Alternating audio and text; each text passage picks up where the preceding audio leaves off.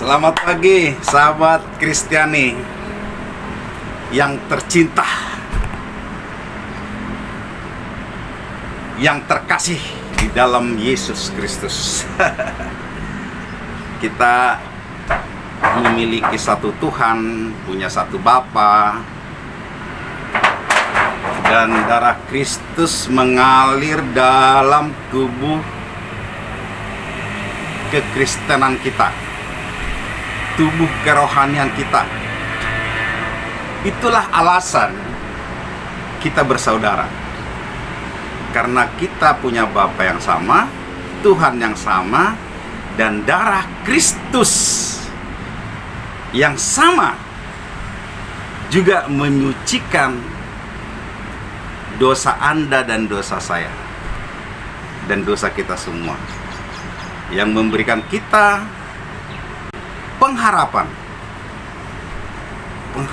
Pengharapan itu penting. Orang hidup kalau sudah tidak ada harapan, ya, wah, itu sedih banget, karena dia mau melangkah dengan satu sikap, karena harapan ini memberikan kita satu sikap yang membuat kita semangat. Kan seperti itu. Dan pagi hari ini, saudara Kristiani, ini juga adalah ayat yang familiar, yang kebetulan ini benar-benar menyelamatkan dua keputusan saya, menyelamatkan dua keputusan, salah dua keputusan yang saya lakukan dalam kehidupan saya. Bukan salah satu, karena ada dua. Itu firman ini menyelamatkan saya mengambil keputusan terbaik. Apa itu? Mari kita langsung saja. Ini sering kita dengar, dan ini nggak di Alkitab pun mungkin orang tahu, ya. Ini ayat yang familiar. Biasa toh kita selalu bicara yang familiar gitu. Yang kita nggak ngah gitu. Tapi itu benar-benar sering di telinga kita gitu kan. Dia bilang gini. Ini 1 Korintus 13 ayat 13. Nah, kan tahu kan? Udah tahu kan? Ini familiar banget. Sebelum saya baca Anda udah tahu. Ya, oke. Demikianlah tinggal ketiga hal ini, yaitu iman, pengharapan, dan kasih. Dan yang paling besar di antaranya ialah kasih. Demikianlah tinggal ketiga hal ini, yaitu iman, pengharapan, dan kasih. Dan yang paling besar di antaranya ialah kasih. Pertanyaannya, apakah kapan ini berlaku? Karena ada demikianlah tinggal ketiga. Ini seringkali kita memahami dalam waktu yang salah. Kita memahami ini dalam sewaktu mungkin Yesus sudah datang. Nggak benar. Nggak perlu lagi kita berpengharapan kalau Yesus sudah ada. Nggak perlu lagi kita beriman kalau Yesus sudah ada. Iya kan? Karena udah nyata, udah fakta. Iman, ya kan, sebalikan keyakinan, kepercayaan yang sesuatu hal yang belum kita dapat, belum kita lihat, kan kayak gitu ya. Pengharapan, ya sesuatu hal yang kita percaya kita akan mendapatkan gitu. Ada satu kepercayaan. Dan kasih, ya ini dasar daripada semua. Di dalam beriman itu pun kita harus dasarnya kasih. Di dalam berpengharapan itu pun kita harus ada dasarnya kasih. Karena itu dibilang yang terbesar, yang terpenting adalah kasih. Saudara Kristiani, kenapa saya suka bicara ini? Saya akan angkat dua anggota keluarga saya. Ini anggota keluarga. Satu Bruno, satu putri keempat saya, Grace.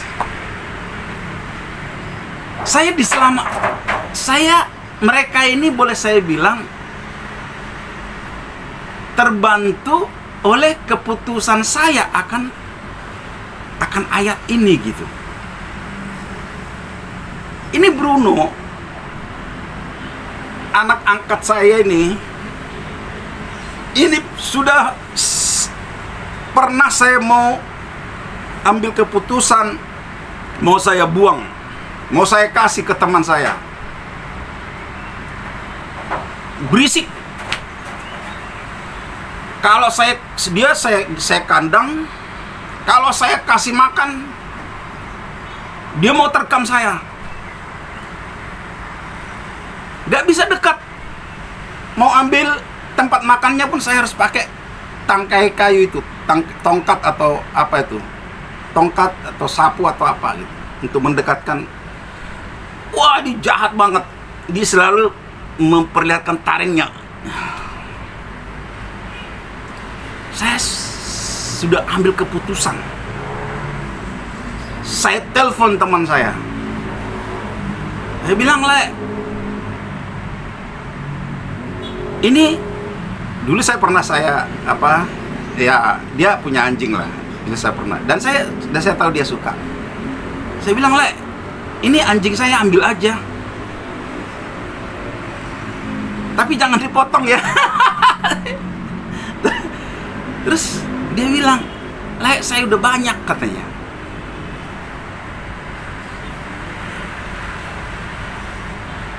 Gak tahu, ada beberapa lama dari itu saya bilang, oh iya maaf, ada satu rupanya lagi ayat di Alkitab yang berkata, kasih tidak pernah gagal.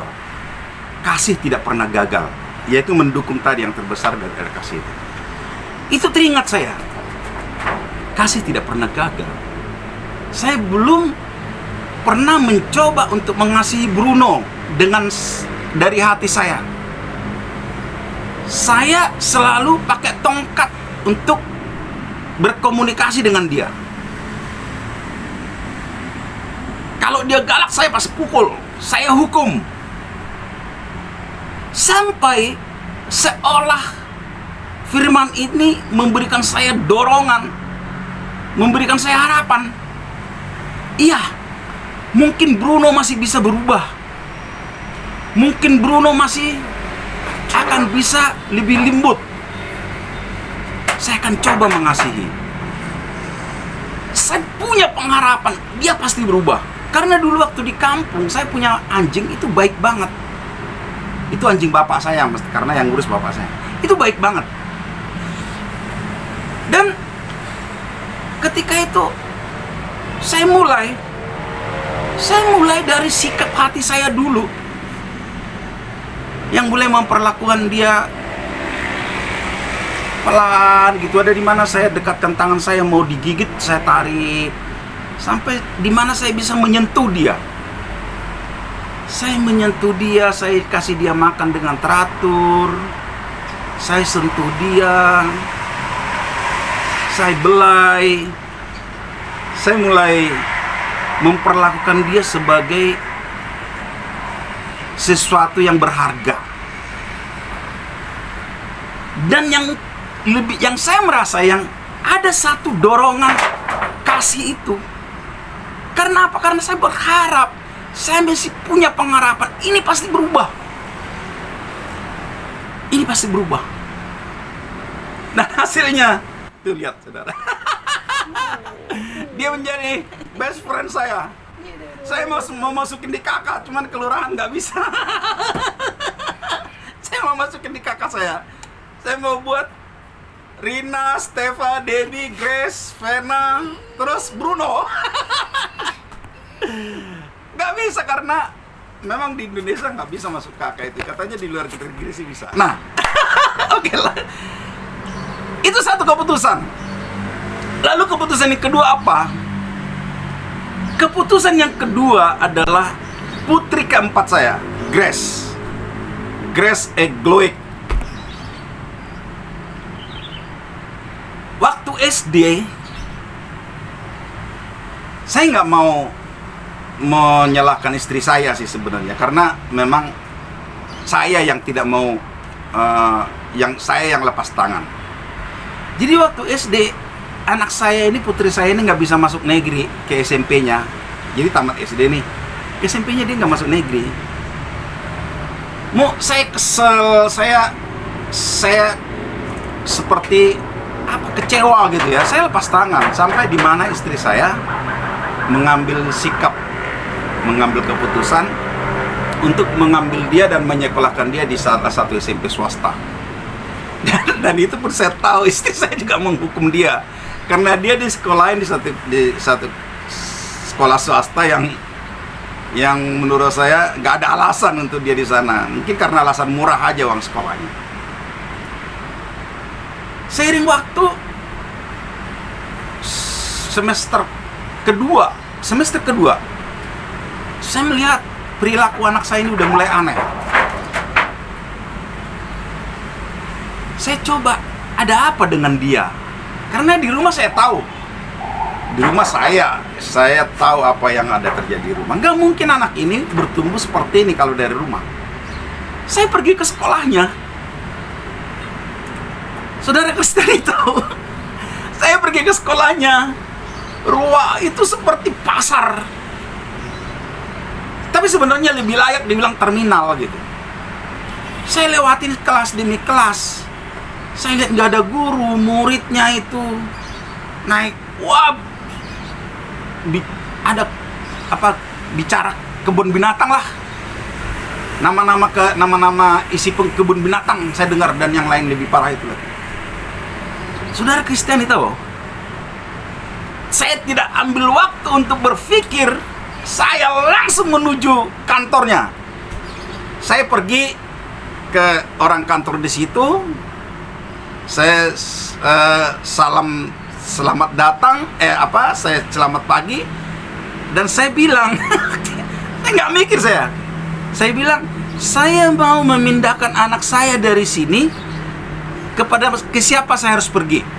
Waktu itu, minggu depan itu sudah ujian naikkan kelas. Bingung dong, gurunya yang ada di situ sama pegawai di situ bingung, Pak. Gak mungkin dipindahin sekarang, karena besok sudah tinggal kelas. Gak ada sekolah yang akan terima dia. Hanya ada satu keputusan saya, anak saya harus keluar dari kandang ini, dari kebun binatang ini. Apapun itu, saya ambil risiko. Saudara, saya ambil hari itu juga dari sana. Dan saya masukin di satu sekolah Kristen yang bagus, yang lulus. Ya, aku bilang bagus karena orang nyekolahkan anak-anaknya, yang menyekolahkan anak-anaknya di situ juga orang-orang yang bagus juga menurut saya. Kalau ketemu dengan orang tua. Kemudian setelah dia di situ, saya lihat, wah ini lumayan bagus. Wah, itu keinginan saya hanya anak saya mau keluar dari sini. Saya harus ambil dari sini.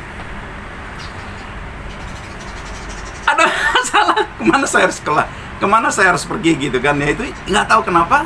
Akhirnya ya udah, saya beranikan ke sana. Dan sekolah itu pun bingung.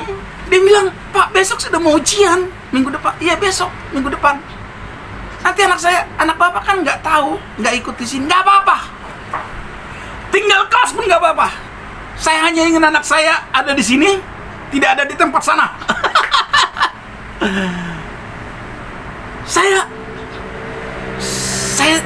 karena saya tidak saya tidak mau. Yang pertama, saya tidak mau dia ada di sana. Itu aja. Terus saudara, apakah setelah dia ada di sekolah yang bagus itu nilainya bagus, kemudian SMA-nya dia dapat negeri? Enggak juga. Bahkan nilainya dia itu menurut saya sih masih sangat mengecewakan juga. Tetapi lagi-lagi pengharapan dan kasih ini menyelamatkan saya sebagai seorang, menyelamatkan anak saya, untuk saya sebagai seorang bapak mengambil keputusan. Saya tahu, saya bukan mau pamer nih, saya masukin lagi dia ke sekolah Kristen yang jauh lebih baik. Menurut kelas saya itu udah hebat, PSKD 1. Anak saya Steva juga ada di situ aja. Tapi kemudian dia masuk Universitas Negeri. Nah, tapi yang ini, anak saya ini, apa yang mendorong saya untuk saya masih menyekolahkan dia ke satu sekolah yang lebih bagus daripada sekolah yang kemarin gitu. Padahal nilainya dia masih belum dalam nilai yang kita inginkan. Sekali lagi, pengharapan. Saya masih terus berharap dia ini pasti bisa. Saya tidak akan pernah menghukum dia karena kelemahan dia, karena kekurangan dia, karena kesalahan dia, bahkan karena dosa dia, itu waktu dia di sekolah SD-nya itu. Saya kelahkan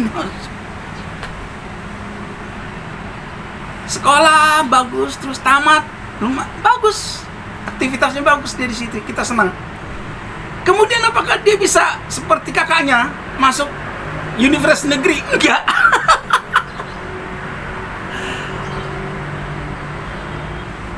Tapi sekali lagi, saya tidak pernah ada keinginan mau menghukum dia untuk tidak memberikan kesempatan dia kuliah. Tetap saya kuliahin. Apa yang dia mau, kemana yang dia kira-kira tuju, dengan tingkat kemampuan ekonomi kita tentunya. Dan dia pilih satu universitas nasional, dan dia ambil bahasa Korea. Anda tahu, pengharapan dan kasih itu tidak pernah gagal. Kemarin dia berhasil menyelesaikan S1-nya dengan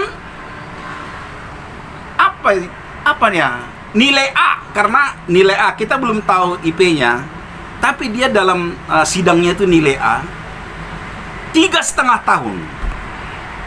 3,5 tahun. Saudara Kristiani, inilah kekuatan daripada firman ini. Apabila kita berpengharapan dan didasari oleh hati yang mengasihi, itulah terjadi, kasih tidak pernah gagal. Anda bayangin, kalau saya berlaku seperti seorang Musa gitu ya, pemimpin yang saya tidak suka kepemimpinan yang full power. Gak suka saya.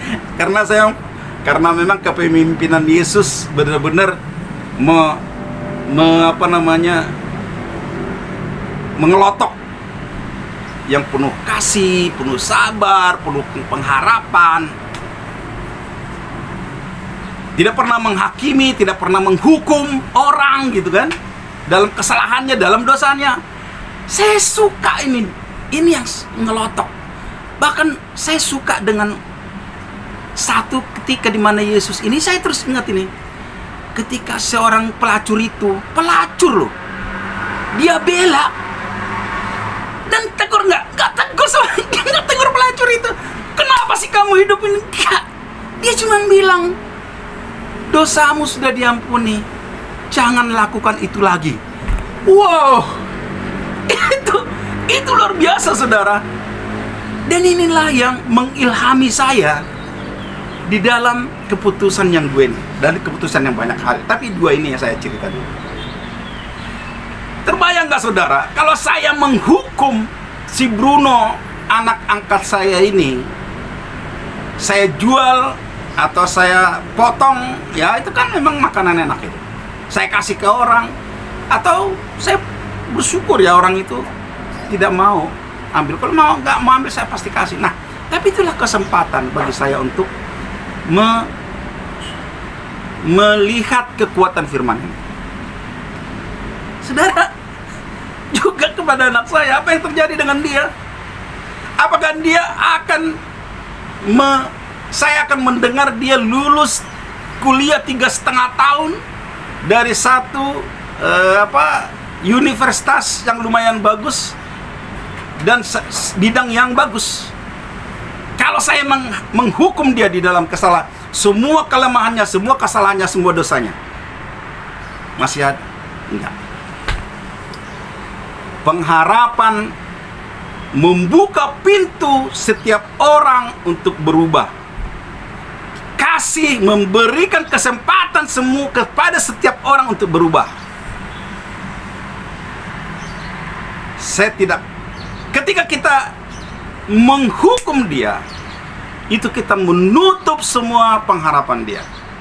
Ketika kita memberikan dia hukuman, disitulah saatnya kita menutup pintu pertobatan dia, menutup pintu pengharapan dia untuk lebih baik, menutup pintu untuk melihat betapa dalamnya kasih Tuhan.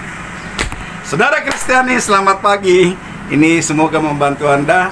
Ini adalah firman yang ini 1 Korintus 13 ayat 13. Itu adalah firman yang luar biasa. Pengharapan dan kasih itu terjadi. Iman itu ya kita selalu untuk Tuhan. Kalau namanya iman itu urusannya dengan Tuhan. Tapi pengharapan dengan kasih itu harus terjadi di setiap nafas kehidupan kita. Kepada siapa? Kepada anggota keluarga, kepada anak, kepada teman, kepada siapapun. Kita harus selalu berpengharapan. Kenapa? Karena Tuhan pun terus berpengharapan. Yesus pun terus berpengharapan. Ini manjang dikit nih. Anda tahu Judas? Apa yang membuat Yesus sanggup bersama-sama dengan orang 3 tahun lamanya, dengan orang yang selalu mengkritik dia, yang selalu menyalahkan dia, yang selalu memposisikan Yesus di tempat yang salah? Apa yang membuat Yesus bisa bertahan? Bisa nggak dia buang Judas dari itunya? Kamu nggak boleh ikut lagi? Boleh. Tapi saudara Kristiani, apa yang membuat Yesus bertahan? Bukan hanya bertahan, dia enjoy dengan semua itu. Kenapa? Karena dia memiliki kasih dan memiliki harapan. Kemudian Judas mengambil keputusan yang salah dalam hidupnya, itu bunuh diri. Itu urusan Judas. Tetapi kita lihat bagaimana penyesalannya dia. Itulah buah daripada pengharapan Yesus.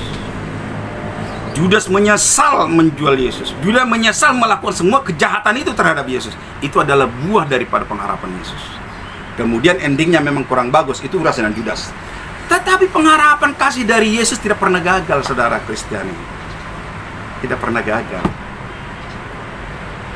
Judas bunuh diri itu bukan kegagalan Yesus. Itu kegagalan si Judas mengambil keputusan. Tapi buah daripada pengharapan, buah daripada harapan, dari kasih Yesus ada. Itulah ada penyesalan di hati Judas setelah melakukan kejahatan kepada Yesus. Terima kasih saudara, selamat pagi, Tuhan Yesus memberkati. Amin.